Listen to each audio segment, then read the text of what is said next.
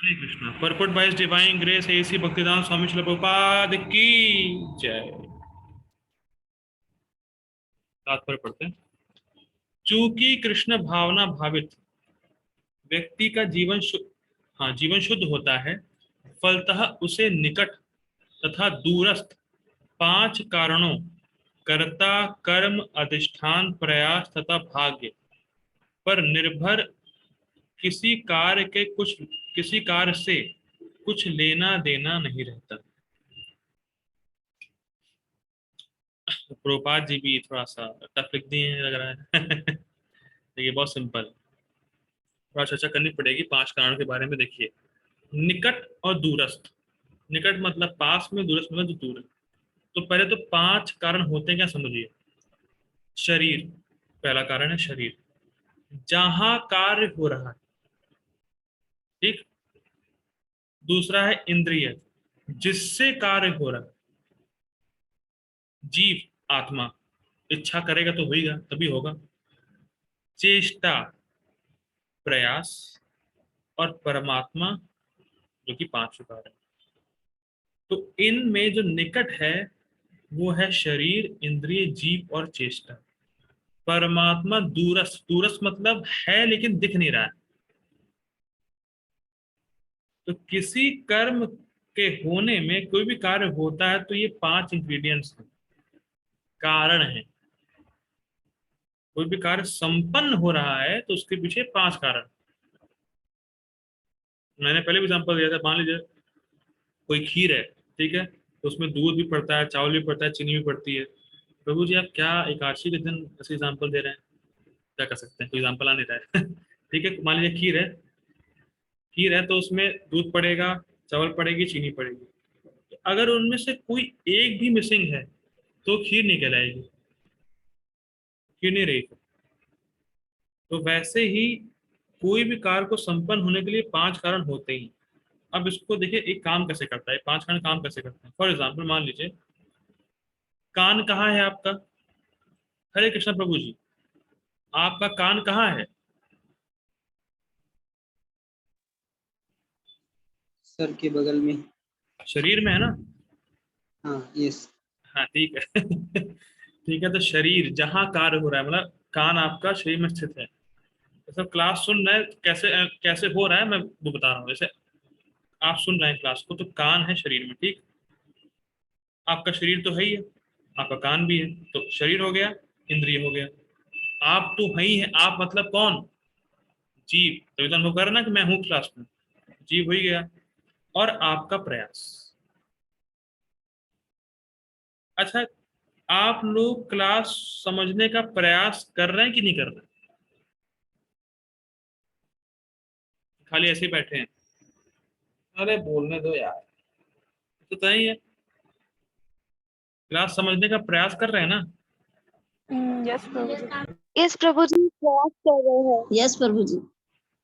तो क्या अभी तक सीधे क्या हुआ, कान हो गई इंद्रिया, शरीर हो गया, देखिए शरीर हो गया, कान इंद्रिय हो गई, जीव तो है ही कि मैं हूं, और आपका प्रयास, आप समझने का प्रयास करते हैं, और मतलब समझना चाहते हैं आप। अब कितना समझ में आएगा, परमात्मा। तो पांच कारण हो गए, कार्य संपन्न हो गया। एक तो कोई भी चीज को होने के लिए ये पांच कारण होते ही। ठीक है, आगे पढ़ते हैं।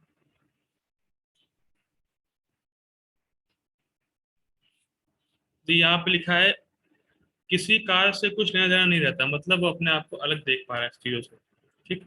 इसका कारण, अब भाई अलग क्यों देख पा रहा है, इसका कारण यह है कि वह भगवान की दिव्य सेवा में लगा रहता है। ठीक, सिंपल है। यद्यपि ऐसा प्रतीत होता है कि वह अपने शरीर तथा इंद्रियों से कर्म कर रहा है, किंतु वह अपनी वास्तविक स्थिति के प्रति सचेत रहता है, जो कि आध्यात्मिक व्यस्तता है। बहुत सुंदर, बहुत सुंदर।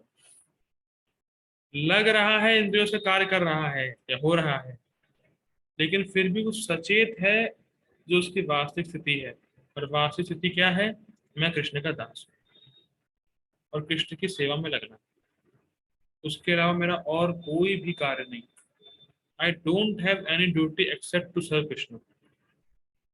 वो सचेत है, मैंने पहले बताया था कि भाई मान लीजिए कोई स्पाई पाकिस्तान से आया, इंडिया में रह रहा है, लेकिन सचेत है कि वो पाकिस्तान का है, वो सारे कार्य कर रहा है या लग रहा है सारे कार्य हो रहे हैं या करता हुआ दिख रहा है आपको, लेकिन सचेत है कि मैं कृष्ण का दास हूँ और मैं कृष्ण के लिए कर रहा हूँ, और मेरा और कोई दायित्व नहीं है, मुझे बस कृष्ण की सेवा में लगना है।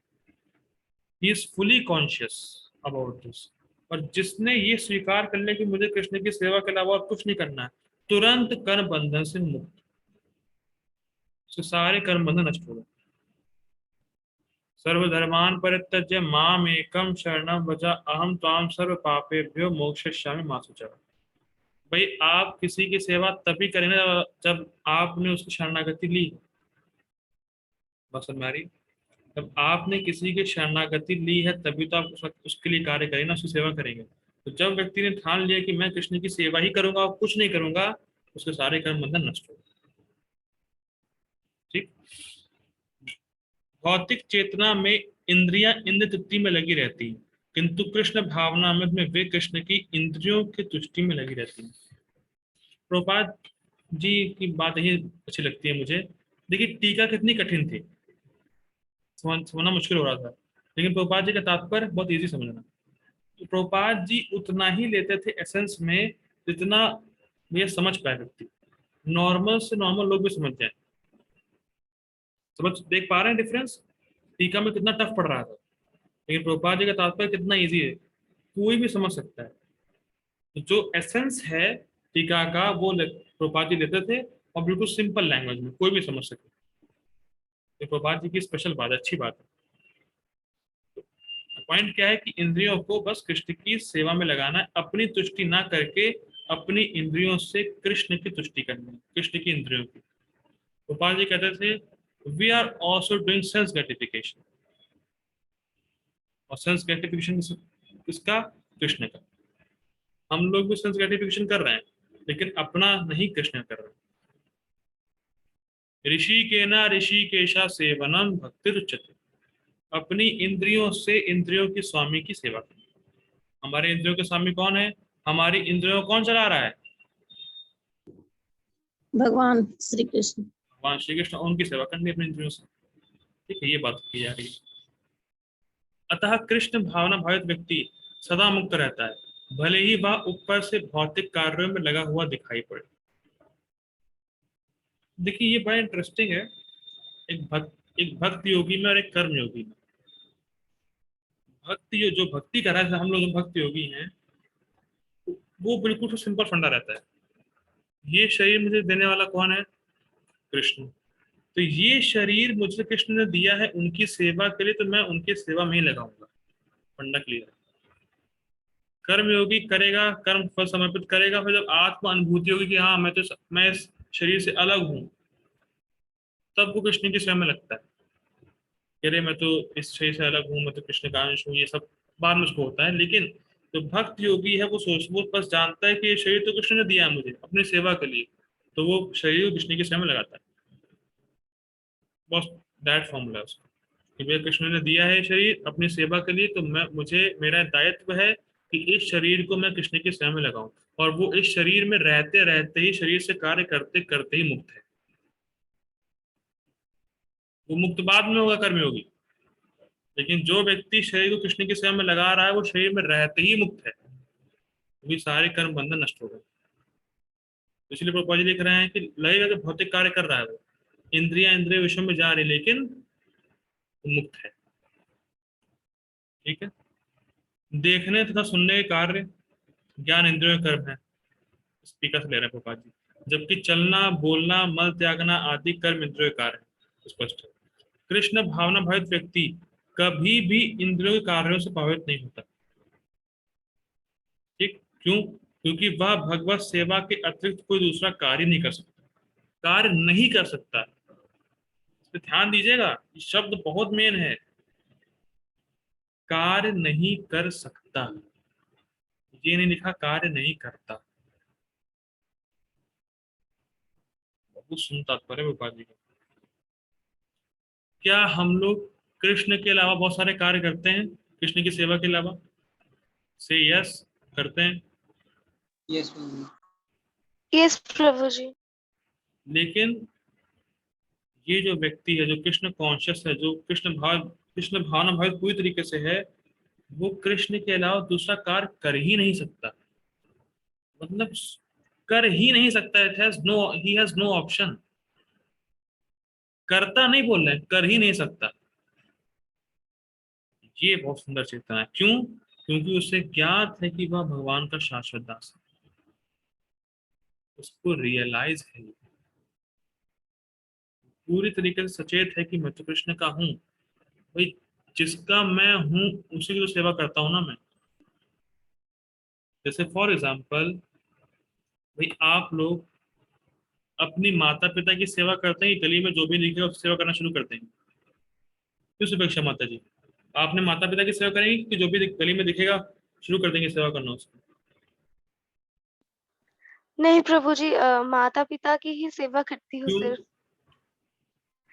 क्योंकि उनसे मेरा संबंध है, इसीलिए। सही बात। जिससे संबंध होता है उसी की सेवा करते हैं। तो हमारा शाश्वत संबंध किससे है? कृष्ण से। तो वो दो बातें समझ जाता है जो एक कर्मयोगी भी समझ रहा है। वो शरीर से भिन्न है, वो शाश्वत है। कृष्ण शाश्वत है, मैं उनका अंश हूँ। इसीलिए जो हमारा संबंध है वो शाश्वत है। इसीलिए मुझे कृष्ण की सेवा में ही लगना है और किसी की सेवा में नहीं लगना। और जब ये रियलाइज हो जाएगी, जब हृदय में उतर जाएगी बात कि मैं तो बस कृष्ण का ही हूँ और किसी का नहीं हूँ, किसी का नहीं हूँ, तब व्यक्ति कृष्ण के सेवा के अलावा कुछ और कर ही नहीं सकेगा। देखिए, शाश्वत दास पे विचार करेंगे इतना तो हिल जाएगा। इतना डीप स्टेटमेंट गोपाल जी लिख रहे हैं। कर ही नहीं सकता।